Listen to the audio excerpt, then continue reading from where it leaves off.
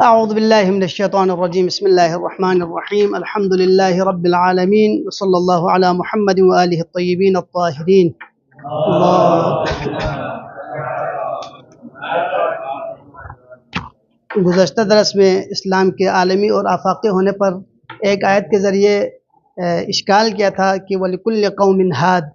یعنی ہر قوم کے لیے ایک ہادی ہونا شرط ہے، لہذا اس ضمن میں انہوں نے بتا دیا تھا کہ ہر قوم کے لیے ہادی ہونا شرط ہے، تو پیغمبر گرامی اسلام تمام اقوام کے لیے کیسے ہادی ہو گئے؟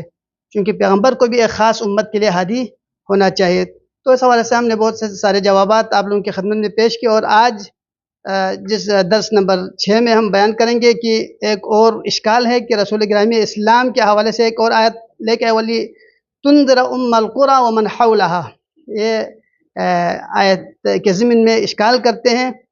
کہ پیغمبر گرامی اسلام پر وحی کا جو مقصد ہے وہ صرف اہل مکہ اور اس کے قریب رہنے والوں کے لیے ہے، تو دعوت میں دوسرے لوگ کیسے شامل ہو گئے، یعنی دعوت عمومی کیسے ہو گئی؟ تو اس کے لیے بہت سارے جوابات دے دیے ہیں۔ ان میں سے سب سے پہلا یہ ہے کہ اس اعتراض کا جو مفروضہ ہے وہ حول سے مراد قریب لینے کی وجہ سے ہے، جبکہ قرآن کی دوسرے آیتوں میں جو ہے نا صرف قریب کے معنوں میں نہیں ہے، بلکہ بہت سارے جو دوسرے بلدان ہیں ان کو بھی شامل کر لیتے ہیں، جیسے وَلَقَدْ أَهْلَكْنَا مَا حَوْلَكُمْ مِنَ الْقُرَى۔ اس آیت کے ضمن میں خداوند عالم نے وَلَقَدْ أَهْلَكْنَا مَا حَوْلَكُمْ مِنَ الْقُرَى، اس آیت کے ضمن میں علامہ طبرسی فرماتے ہیں کہ یہاں پہ جن قوم کو اللہ تعالیٰ نے ہلاک کیا ان کے اوپر عذاب نازل کی، اگرچہ یہاں پہ حولکم من القریٰ کہ حولکم کہہ کے آپ کے اطراف کے حوالے سے ذکر کیا ہے، لیکن اس سے مراد قوم ہود جو کہ یمن کے رہنے والے تھے، قوم صالح جو کہ الحجر کے رہنے والے تھے، اور قوم لوط جو کہ شام کے راستے میں واقع ہوتے ہیں، وہ بھی مراد لیا ہے۔ علامہ طبرسی نے اس آیت کے ضمن میں بیان کیا ہے۔ اور دوسری جو آیت ہے، اور بھی آتے ہیں انشاءاللہ، وہ تدبیر کے دوران آپ لوگوں کی خدمت میں عرض کروں گا، میں خلاصتاً پیش کر رہا ہوں۔ اور اس آیت میں مکہ اور اس کے اطراف نہیں کہا، جس آیت کے ذریعے اعتراض کیا ہے ام القریٰ کہہ کے پکارا ہے، یعنی مرکز کو کہتے ہیں، اور اس وقت عالم اسلام کا جو مرکز ہے وہ مکہ ہے، لہٰذا کسی بھی مرکزیت کے لیے عربی زبان میں لفظ کا استعمال کیا جاتا تھا، لہٰذا ام القریٰ چونکہ اسلام کی دعوت کی ابتدا مکہ سے ہو گئی ہے اور قبلہ مسلمین مکہ میں ہے، اور پیغمبر گرامی اسلام کو مبعوث برسالت مکہ میں کیا گیا تھا، لہذا اس بنا پر مکہ کی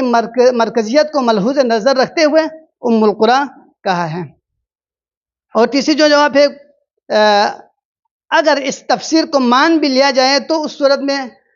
رسالت جو ہے نا ایک محدود جغرافیائی ایک حد تک جو ہے نا ہوگی، جبکہ سیرت رسول گرامی اسلام اور عام فہم اس کے برخلاف ہے۔ آپ رسول گرامی اسلام کی سیرت کو دیکھیں تو پیغمبر گرامی اسلام نے جب لوگوں کے لیے دعوت اسلام دی تو صرف مکہ والوں کو مخاطب کر کے نہیں بیان فرمایا، بلکہ بہت سارے آیتوں میں عالمین کا ذکر ہے، بہت سارے آیتوں میں جو ہے نا مختلف جو باقی بلاد ہے ان کا بھی تذکرہ ہے، اور اس ضمن میں جو باقی جوابات ہیں اس میں بھی بیان ہوا ہے۔ اور اس کے بعد اگر فرض کریں اس آیت کو ایک جغرافیائی حد بندی کرتا ہے تو یہ دعوت تاکید اور تدریج کے باب میں آتا ہے، یعنی پیغمبر گرامی اسلام نے جب ابتدائی طور پر دعوت اسلام دی تو تدریجی طور پر ایک سٹیپ بائی سٹیپ تدریجاً مراحل بے مراحل جو ہے نا دعوت دینا شروع کی، جیسے وَأَنذِرْ عَشِيرَتَكَ الْأَقْرَبِينَ، اپنے قریبی رشتہ داروں سے دعوت دینا شروع کی، اس کے بعد مکہ والوں کو دعوت دی، اس کے بعد مکہ کے جو اطراف میں ان کے لیے دعوت دی، اس کے بعد حبشہ کے رہنے والوں کے لیے باقاعدہ خطوط کا سلسلہ شروع کیا، اور اسی طرح ایک عالمی اور آفاقی جو ہے نا دعوت کا سلسلہ رہا۔ اور آخری جواب یہ ہے کہ اسی آیت کے آخر میں رب ذوالجلال کا ارشاد ہے کہ وَالَّذِينَ يُؤْمِنُونَ بِالْآخِرَةِ، جو آخرت پر ایمان لے آئے۔ اب یہ آخرت پر ایمان لے آنا اس وقت مکہ اور مکہ کے جو اطراف میں تھے وہ انتہائی کم تعداد میں تھے، اور آخرت پر ایمان لانے والوں کی تعداد بہت کم تھی، جبکہ پیغمبر گرامی اسلام کا مراد جو ہے نا آخرت پر ایمان لانے والے تا قیامت تک آنے والے لوگ پیغمبر گرامی اسلام کا مقصود تھا، اور جو باقی آیتیں بھی اسی کی تائید میں جو ہے نا آ جائیں گی انشاءاللہ، وہ بعد میں آپ لوگوں کی خدمت میں بیان کروں گا۔ اور اس کے بعد جو دوسرا جو اشکال ہے،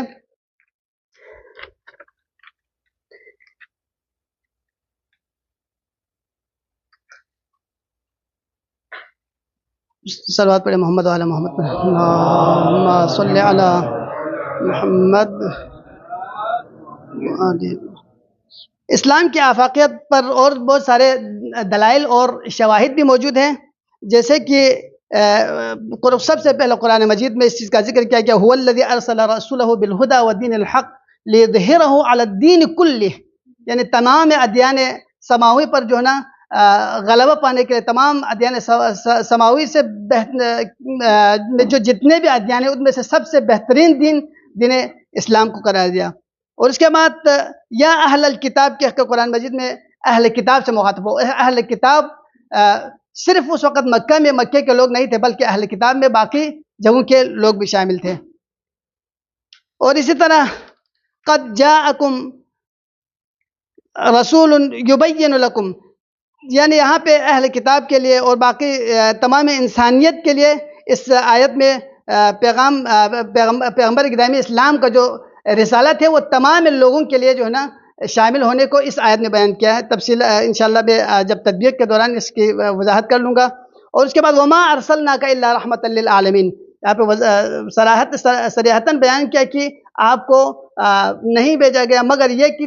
عالمین کے لیے رحمت بنا کر۔ اور وما ارسلناک الا کافہ، آپ کو بشیر اور نذیر بنا کے اگر بھیجا ہے تو تمام لوگوں کے لیے بشیر اور نذیر بنا کے بھیجا ہے۔ اور اس کے علاوہ سابقہ انبیاء کی جو بشارت ہے، جیسے کہ حضرت عیسیٰ علیہ السلام کا پیغمبر گرامی اسلام کی آمد کے حوالے سے بشارت دینا کہ مبشرا برسول یأتی من بعدہ اسمہ احمد، صلوات پڑھیں محمد وعلی محمد، اللہم صلی علی محمد۔ اور یہودیوں کا آپ کے آنے کا جو انتظار کرنا، جیسے کہ کچھ یہودی جب پیغمبر گرامی اسلام کے مبعوث برسالت ہونے کے حوالے سے انہوں نے سنا تو وہ لوگ باقاعدہ پیغمبر کی تلاش میں وہ نکلتے ہیں، اور مکہ کے قریب خیبر میں وہ جا بستے ہیں، پھر وہاں پہ پیغمبر گرامی اسلام کا انتظار کرتے ہیں، اور کہتے وَكَانُوا مِن قَبْلُ يَسْتَفْتِحُونَ عَلَى الَّذِينَ كَفَرُوا، جب ان کے اوپر چڑھائے ہوتے ہیں ان یہودیوں کے اوپر تو وہ اس امید میں تھے کہ جب نبی آئے گا تو وہ نبی جو ہے نا ہماری مدد کریں گے اور ہمیں فتح یاب کریں گے، باقاعدہ ان کا یہ دعویٰ تھا۔ لیکن بعد میں جو ہے نا وہی یہودی دوبارہ اس نے پیغمبر گرامی اسلام کے مخالف ہو جاتے ہیں، اور اوز و خزرج جنہوں نے یہودیوں کے اوپر چڑھائی کی تھی وہ پیغمبر گرامی اسلام پر ایمان لے آتے ہیں، یعنی یہودی بھی آپ کی بعثت کے منتظر تھے۔ اس کا مطلب یہ ہے کہ دعوت صرف مکہ اور اہل مکہ کے لیے یا مکہ کے اطرافین کے لیے نہیں تھا۔ اس کے بعد دین اسلام کا حق ہونا اور دین اسلام کا باقی تمام دین پر غلبہ پانا، جیسے کہ ان الدین عند اللہ الاسلام، یہ بھی جو ہے کیا ہے مکہ اور اہل مکہ کے ساتھ اور یا اطراف مکہ کے ساتھ مختص نہیں ہے۔ اور دوسری آیت ہے وَمَن يُرِدِ اللَّهَ أَن يَهْدِيهِ يَشْرَحْ صَدْرَهُ لِلْإِسْلام، یعنی یہاں پہ بھی اطلاق ہے، یعنی جو بھی اگر دین اسلام میں داخل ہوں گے ان وہ ہدایت پائیں گے اور شرح صدر کا مالک ہوگا۔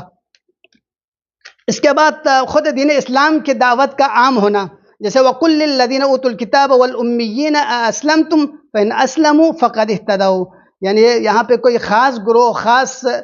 قوم یا خاص قریہ مراد نہیں ہے، بلکہ آیت میں اطلاق ہے۔ اور رسول اللہ صلی اللہ علیہ وسلم کا اہل کتاب اور مشرکین کے ساتھ برتاؤ کرنا اور انہیں دعوت اسلام دینا، اور اسی طرح اہل کتاب کا رد عمل، یعنی آپ کی دعوت پر خوفزدہ ہونا۔ اس کے علاوہ غیر عرب صحابہ کا اسلام میں داخل ہونا، جیسے کہ جس میں اہل کتاب اور غیر عرب جیسے نجاشی، بلال حبشی، صہیب رومی، اور اس کے علاوہ ان کے بعد آنے والی نسلوں کا اسلام لے آنا، یہ بھی دلیل ہے کہ پیغمبر گرامی اسلام کا جو دعوت ہے وہ ام القریٰ یعنی مکہ اور مکہ کے اطراف کے ساتھ مختص نہیں تھا۔ اس کے بعد پیغمبر گرامی اسلام کا جو عالمی طور پر خطوط کا سلسلہ، جیسے کہ رسول اللہ کا فارس، روم اور حبشہ کے بادشاہوں کے لیے خطوط لکھنا اور انہیں دعوت اسلام دینا۔ اگر یہ ام القریٰ کے ساتھ مختص ہوتا یا ام القریٰ کے اطراف کے ساتھ مختص ہوتا تو آپ باقی لوگوں کو دعوت اسلام نہیں دیتا۔ پھر پیغمبر اسلام کی جو غیب کی جو خبریں دینا کہ میرے بعد غیر عرب قومیں جو نا اسلام لیں گے، باقاعدہ پیغمبر اسلام نے آنے والے جو زمانے ہیں ان میں اسلام کے غیر عرب لوگوں کا اسلام کے اوپر لبیک کہنے کی آپ نے پیشن گوئی کی۔ پھر ائمہ معصومین علیہ السلام کا موقف جو کہ اسلامی فتوحات کو یکسر مسترد نہ کرنا، اگرچہ فتوحات کے دوران ہونے والے بعض غلطیوں پر تحفظات تھے، لیکن اس کے باوجود ائمہ معصومین علیہ السلام نے اسلامی فتوحات کو قبول کیا۔ یہ بھی دلیل ہے کہ اگر یہ صرف مکہ اور اطراف کے لیے ہوتا تو ائمہ معصومین علیہ السلام اس کی تائید نہ فرماتے۔ قوله تعالی وَهَذَا كِتَابٌ أَنزَلْنَاهُ مُبَارَكٌ مُصَدِّقُ الَّذِي بَيْنَ يَدَيْهِ، اور یہ کتاب جسے ہم نے نازل کی بابرکت کتاب ہے جو اس سے پہلے آنے والی کتابوں کی تصدیق کرتے ہیں۔ وَلِتُنذِرَ أُمَّ الْقُرَى وَمَنْ حَوْلَهَا، تاکہ ام القریٰ یعنی مکہ اور اس کے اطراف میں رہنے والے والذین یؤمنون بالآخرۃ، جو آخرت پر ایمان رکھتے ہیں، ان کو تنبیہ کریں، ان کو ڈرائیں۔ یؤمنون بھی، جو قرآن پر بھی ایمان لے آتے ہیں۔ وہم علی صلاتہم یحافظون، اور وہی نماز کے پابندی کرتے ہیں۔ وقریب منہا فی سورۃ الشورى، اور اسی آیت کے قریب جو ہے نا سورہ شورى میں بھی ذکر ہوا ہے وَكَذَلِكَ أَوْحَيْنَا إِلَيْكَ قُرْآنًا عَرَبِيًّا، اور اسی طرح ہم نے آپ کے اوپر عربی میں قرآن بھیجا تاکہ لِتُنذِرَ أُمَّ الْقُرَى، تاکہ آپ مکے کے لوگوں کو ڈرائیں، تنبیہ کریں، ومن حولها، جو مکے کے اطراف میں ہیں، وتنذر یوم الجمع، اور یوم الجمع کے دن کے بارے میں بھی ڈرایا، تنبیہ کیا، یعنی یوم الجمع سے مراد قیامت کے دن، لا ریب فیہ، جس میں کوئی شک نہیں ہے، فریق فی الجنت و فریق فی السعیر، جس میں سے کچھ گروہ جنت میں جاتا ہے اور کچھ گروہ جہنم میں ڈال دیے جائیں گے۔ وجہ الشبہ ان هدف الوحی الى الرسول كان انذار اہل مکہ ومن حولها ممن هو قریب منها ولا يشمل غیرهم، یہاں پہ وجہ شبہ اور اعتراض یہ بتا دیا کہ ہدف وحی جو ہے نا یہ اہل مکہ کو ڈرانا، تنبیہ کرنا اور اس کے اطراف کو ڈرانا ہے، باقی لوگ اس میں شامل نہیں ہے۔ تو والجواب عنها من وجوہ، اور بہت سارے وجوہ کے ذریعے جواب دی گئی۔ ان هذا يبتني على تفسير الحول بالقرب، اس تفسیر کا جو ہے مین جو وجہ ہے وہ یہ کہ یہاں پہ جو حول کا ذکر کیا، وہ حول سے مراد انہوں نے قریب کے معنی میں لیا۔ مع ان القرآن استخدمه بغیر ذلك ففي سورة الاحقاف، جبکہ قرآن مجید میں اس کے علاوہ دوسرے جگہوں کے لیے بھی استعمال ہوا ہے، جیسے کہ سورہ احقاف میں ہے وَلَقَدْ أَهْلَكْنَا مَا حَوْلَكُمْ مِنَ الْقُرَىٰ، اور بتحقیق ہم نے تمہارے اطراف کی بستیوں کو تباہ کر دیا۔ قال الطبرسی رحمہ اللہ، علامہ طبرسی فرماتے ہیں معنی اس آیت کے ضمن میں بیان کرتے ہیں کہ اس کا معنی یہ ہے کہ وَلَقَدْ أَهْلَكْنَا يَا أَهْلَ مَكَّةَ مَا حَوْلَكُمْ، اے اہل مکہ ہم نے تمہارے اطراف کو کیا کیا جی، تباہ کیا۔ وَهُمْ قوم ہود وَكَانُوا بِالْيَمَنِ، وہ قوم ہود ہے جو کہ یمن کے رہنے والے ہیں۔ وقوم صالح بالحجر، اور قوم صالح جو حجر کے رہنے والے ہیں۔ یہاں پہ حجر سے مراد قوم صالح وہی حضرت صالح علیہ السلام کے پوتے ہیں، حضرت نوح کے پوتے ہیں، جو قوم سمود کے نام سے جانا جاتا ہے۔ وہ لوگ تبوک اور حجاز کے درمیان پہاڑی میں اپنے گھر بناتے تھے پتھر تراش کے، لہذا اس مناسبت سے اس کو حجر، اس جگہ کا نام حجر سے تعبیر کیا گیا ہے۔ وقوم لوط علی طریقہم الی الشام، اور قوم لوط مراد ہے۔ اس سے پتہ چلا کہ یہاں پہ اہلکنا ما حولکم، حولکم سے مراد صرف اہل مکہ اور اس کے اطراف نہیں ہے۔ وَكَذَا فِي سورة العنکبوت، اور اسی طرح سورہ عنکبوت میں رب ذوالجلال ارشاد فرما رہا ہے اولم يروا انا جعلنا حرما آمنا ويتخطف الناس من حولهم، کیا انہوں نے نہیں دیکھا کہ ہم نے ایک پرامن حرم بنایا جبکہ لوگ ان کے گرد و نواح سے غائب کر دیے جاتے تھے۔ معمون بنانے کے باوجود بھی جو ہے نا لوگ وہاں سے غائب ہوتے تھے. یعنی ادھر بھی اس جگہ پہ بھی جو ہے نا اطراف سے مراد صرف مکہ اور مکہ کے اطراف مراد نہیں ہے. الملحوظ فی الآیہ انہا لم تعبر مکہ وما حولہا. اور دوسرا جو جواب ہے وہ یہ کہ یہاں اگر ہم ملاحظہ کر لیں تو یہاں پہ خداوند عالم نے جس آیت کے ذریعے انہوں نے استدلال کیا وَلِتُنذِرَ أُمَّ الْقُرَى وَمَنْ حَوْلَهَا، تو یہاں مکہ وما حولہا نہیں کہا، بلکہ وَهَذَا يَكْشِفُ أَنَّ الْمِنظَارَ مِنْهَا لَيْسَ هُوَ الْبُقْعَةُ. اس سے مراد جو ہے یہاں پہ خاص بقعہ مراد نہیں ہے، خاص مکان مراد نہیں ہے. وما يحيط بها جغرافيا، اور یا جغرافیائی طور پر ایک خاص جگہ جس سے مراد لیا جاتا ہے وہ مراد نہیں ہے. بل فی کلتا الآیتین جاء التعبیر بھی القرى، بلکہ دونوں آیتوں میں القرى سے تعبیر کیا گیا. وکأنہ للتأکید مرکزیت مکہ بالنسبۃ للبقاع الاخرى، اور یہ اس چیز کے اوپر تاکید کرتا ہے کہ جو نا مکہ کی جو مرکزیت ہے باقی تمام بقاع عالم کے لیے، تمام باقی بلاد کے لیے بسبب وجود المکہ والبیت الحرام فیہا، چونکہ بسبب وجود الکعبہ، کعبہ کی وجود اور بیت اللہ الحرام کے وجود کی برکت سے اس کو القرى کہا. یعنی باقی تمام جو ہے نا بلاد کا جو مرکز ہے وہ القرى یعنی مکہ کو قرار دیا. والعرب تسمى كل امن جامع يجتمع علیہ امہ، اور عرب جو ہے نا ہر وہ چیز جس کے اوپر سب کا اجتماع ہو جاتا ہے، جو ہر چیز کی برگشت ہوتی ہے، اسے سے تعبیر کیا جاتا ہے. ولذا ورد ان ابن عباس سے وارد ہوا ہے کہ ان سبب تسمیت مکہ بذالک ان الارضین ضحیت من تحتها ومن حولها. مکہ کو مکہ اس لیے کہا گیا چونکہ زمین کو جب بچھائی جا رہی تھی تو اس وقت مکہ اور اس کے اطراف سے ہی بچھانا شروع ہو گئی. وقال ابو بکر الاصم، اور ابو بکر اصم کہتے ہیں کہ سمیت بذالک لانها قبلۃ اہل الدنیا. مکہ کو مکہ اس لیے نام رکھا گیا چونکہ یہ قرى اس لیے نام رکھا گیا چونکہ اہل دنیا کا قبلہ ہے. فصارت ہی کالاصل، پس یہ اصل کی مانند ہے، یعنی جڑ کی مانند ہے. وسائر البلاد والقرى تابعۃ لها، باقی تمام جو ممالک ہیں اور تمام جو گاؤں وغیرہ ہے وہ سب اس کے تابع میں آ جاتا ہے. فاختصاص هذا الاسم بمکہ غیر شاہد على عدم النظر الیہا بما انها بقعہ معینہ. پس یہ القرى مکہ کو خاص معنی لینا کیا ہے، یہ خاص معین معنی لینے میں جو نا یہ اس کے اوپر دلیل نہیں بنتا. بل المقصود منها المرکز الذي يكون محورا وقبلة لغیرہ، بلکہ مقصود یہ ہے کہ وہ باقی تمام جو ہے نا بقاع کے لیے کیا ہے جی مرکز کی حیثیت اور محور کی حیثیت رکھتا ہے. ويكون ما حولها هو باقی بقاع المعمورہ، اور جو اس کے ارد گرد ہیں اس سے مراد وہ باقی تمام دنیا ہے. یعنی وہ حولہا سے مراد باقی تمام پورا کائنات مراد ہے.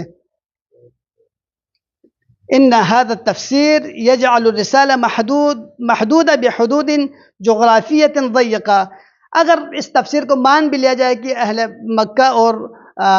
اس کے اطراف ہی مراد ہیں، تو اس صورت میں کیا ہوگا، رسول کی رسالت جغرافیائی طور پر محدود ہو کے رہے گا. وهذا خلاف الضروری من سیرت الرسول، اور سیرت رسول کی ضمن میں کیا ہے جی سے برخلاف ہے، سیرت رسول کی کیا ہے برخلاف ہے. والفہم العام عن ذاک، اور یہ عام لوگوں کی جو تصورات ہیں اس کے بھی برخلاف ہے. وتؤکدہ الشواہد الاخرى التي سوف نذکرها،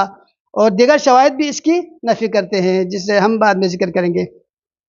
لو فرضنا ظہور الآیتین فی البقعۃ الجغرافیہ فقد یکون من باب التأکید. اور ایک جواب یہ بھی ہے کہ اگر ہم ان دونوں آیتوں میں جغرافیائی طور پر القرى کو صرف مکہ مراد لیں یا اس کے اطراف کو صرف خاص اطراف ہی مراد لیں، قریبی حصے مراد لیں، تو فقد یکون من باب التأکید او التدریجی، یا وہ تاکیداً ہے یا تدریجی طور پر اس کو مراد لیا ہے. فی الدعوہ، یعنی مرحلہ وار دعوت دینے میں تدریجی طور پر، جس طرح ہم پہلے بیان کیا کہ اسلام کی ابتدائی طور پر دعوت جو ہے نا مکہ سے ہی شروع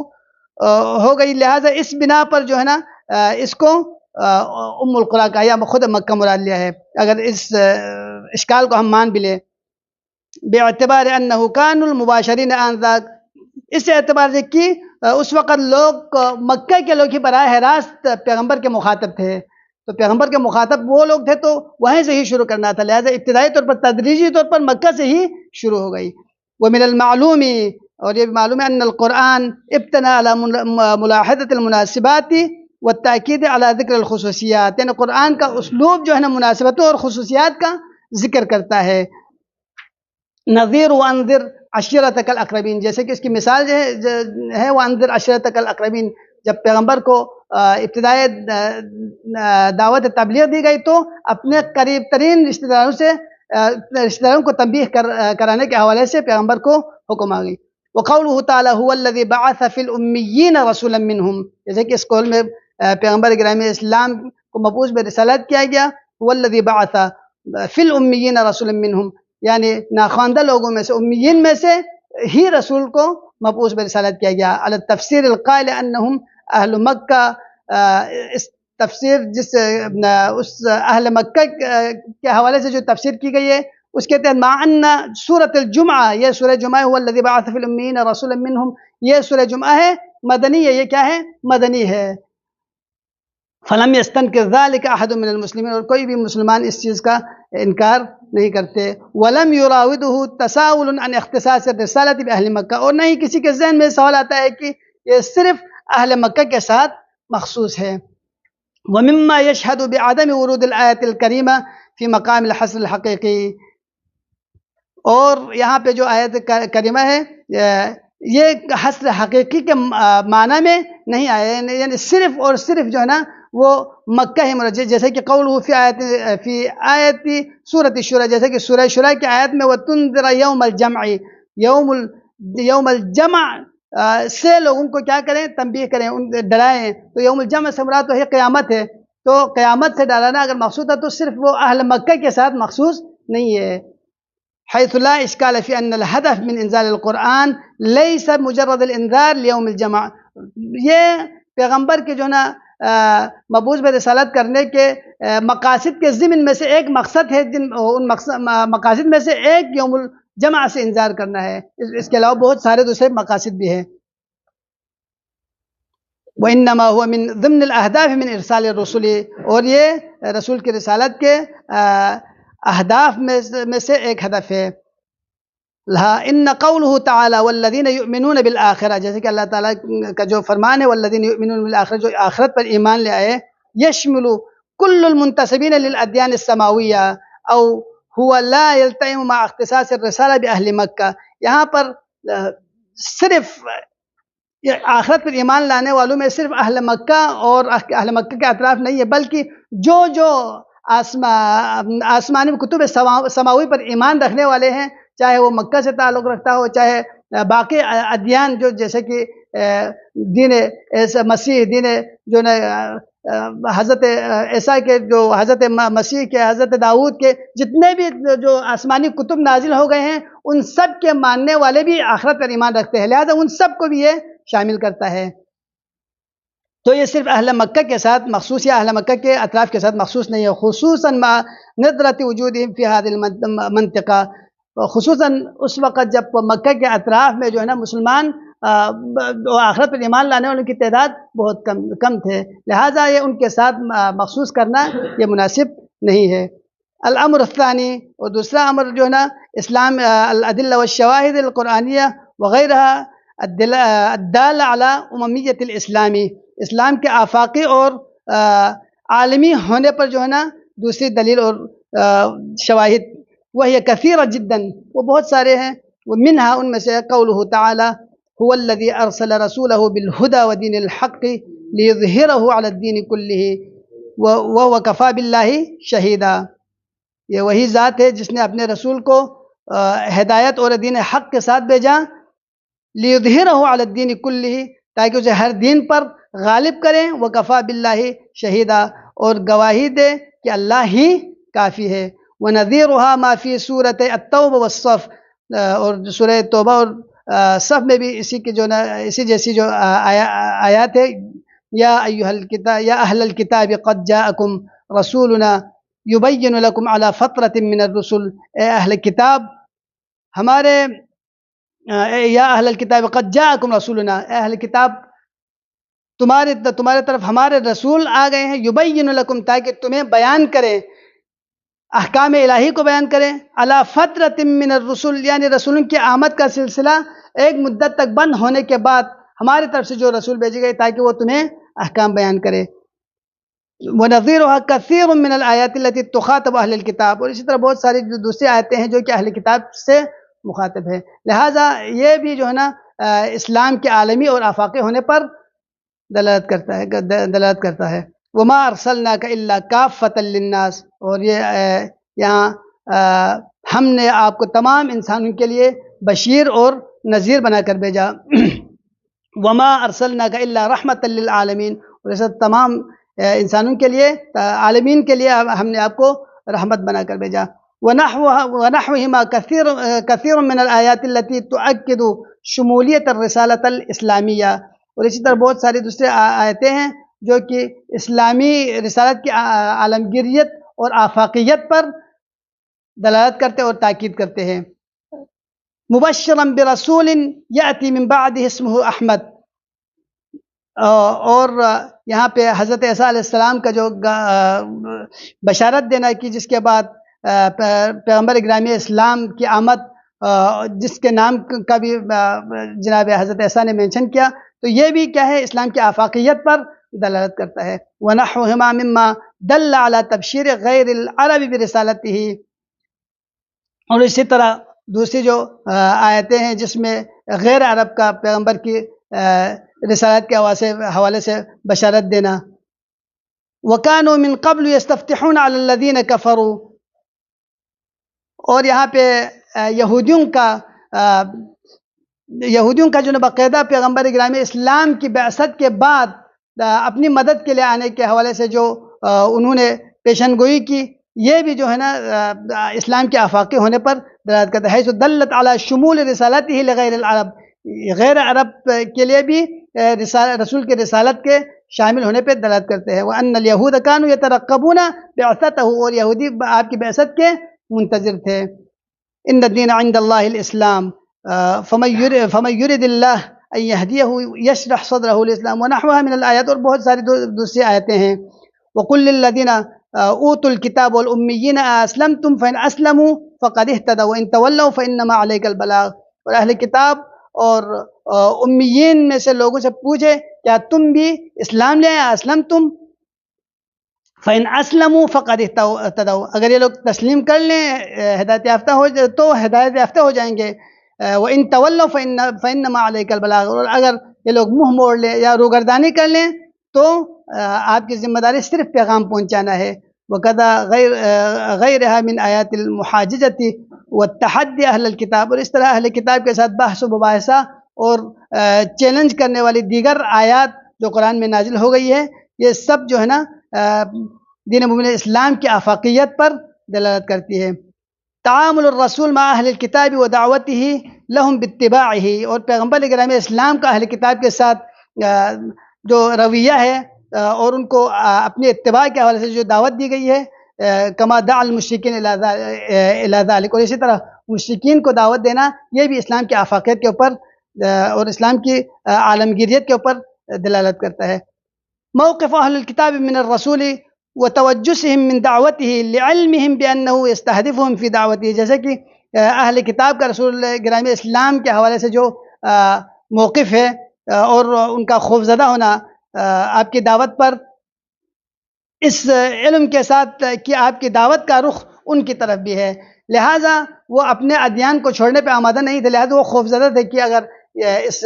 رسول کی دعوت میں ہم بھی شامل ہو گئے تو یہ ہمارے دین کے ختم ہونے کا ذریعہ بنے، لہٰذا وہ خوفزدہ ہوتے تھے۔ تو یہ بھی جو ہے دین اسلام کی عالمگیریت اور تبلیغ دین کا جو عالمی ہونے کے اوپر دلیل ہے۔ اسلام العدید من الصحابۃ ممن كانوا من اہل الکتاب ومن غیر العرب كالنجاشی وبلال وسلمان وصہیب وكذلك غیرهم من الاجیال اللاحقہ، اور اسی طرح بہت سارے صحابی کا اسلام لے آنا جو کہ اہل کتاب میں سے تھے اور غیر عرب میں سے تھے، جیسے نجاشی کا، بلال، سلمان، صہیب وغیرہ کا، اور اس کے بعد جو آنے والے جو نسلیں ہیں ان کا اسلام لے آنا، یہ بھی اسلام کی آفاقیت پہ دلالت کرتی ہے۔ رسائل الرسول صلی اللہ علیہ وآلہ وسلم الی ملوک فارس والروم والحبشہ، اور پیغمبر گرامی اسلام کا جو نا فارس، روم، حبشہ کے بادشاہوں کے لیے خطوط کا جو سلسلہ، ودعوتہم للایمان برسالۃ الاسلام، اور اسلام کے اوپر ایمان لے آنے کے حوالے سے جو پیغام دی گئی، یہ بھی اسلام کی آفاقیت پر دلالت کرتا ہے۔ الاخبارات الغیبیہ للرسول صلی اللہ علیہ وآلہ وسلم عن دخول شعوب غیر عربیۃ فی الاسلام، اور پیغمبر گرامی اسلام کا جو ہے نا غیبی جو خبریں ہیں، پیشن گویاں ہیں، جو بعد میں آنے والی نسلوں میں سے غیر عرب میں سے جنہوں نے اسلام لے آنا ہے، اس کی پیشن گوئی پیغمبر گرامی اسلام نے پہلے بیان کیا تھا۔ موقف الائمۃ علیہم السلام وعدم ردعہم عن الفتوحات، اور رغم التحفظات علی الواقع القائم بعض الممارسات خلال تلک الفتوحات، ائمہ معصومین علیہم السلام کے جو موقف ہے یا اسلامی فتوحات کا یکسر مسترد نہ کرنے کے حوالے سے، باوجود اس کے کہ بعض تحفظات فتوحات کے درمیان ہونے والے غلطیوں کے بارے میں تحفظات تھے، لیکن اس کے باوجود آپ لوگوں نے یکسر مسترد نہ کرنا، یہ بھی اسلام کی آفاقیت کے اوپر دلالت کرتے ہیں۔ وصلی اللہ علی محمد وآلہ الطیبین الطاہرین۔ اللہم صلی علی محمد۔